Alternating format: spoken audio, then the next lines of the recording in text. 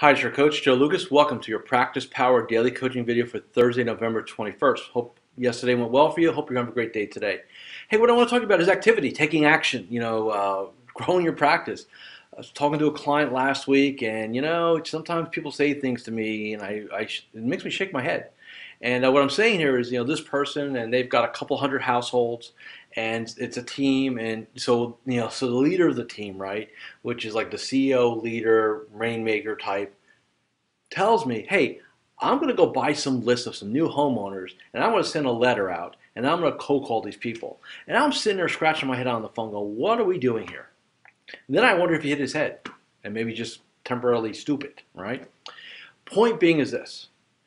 Activity for the sake of activity is, unless you're like a baby rookie advisor, like, the first year or two in the business where you just got to fail and learn your craft. But if, you're 20, 30 years in the business, 10 years in the business, and you're trying to figure out what to do to feel good, there's not a problem there. It's a real challenge. So what I want you to think about is this activity the highest and best use of my energy?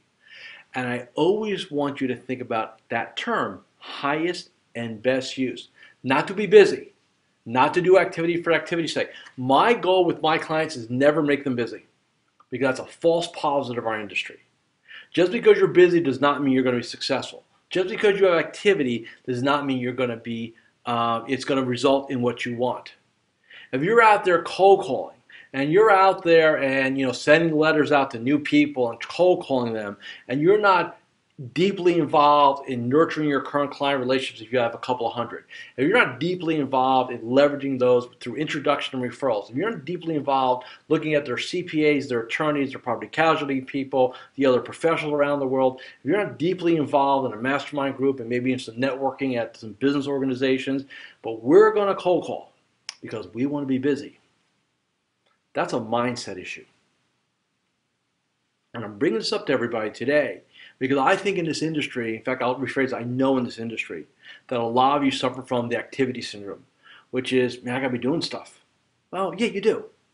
But again, highest and best use of your time. And I'm not saying cold calling is bad. That's not, so don't read into what I'm saying here. If that's the only avenue you have, cold calling, cold walking, stuff like that, that's the only avenue you have, then let's embrace it, but let's be excellent at it, right? But if that's not the case, you better make sure you're doing these other things first.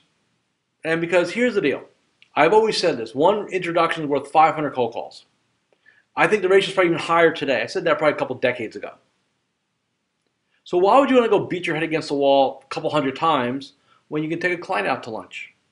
Develop a relationship deeper. Ask them who else they know. Maybe work them on a little plan to be an advocate. That's highest and best use.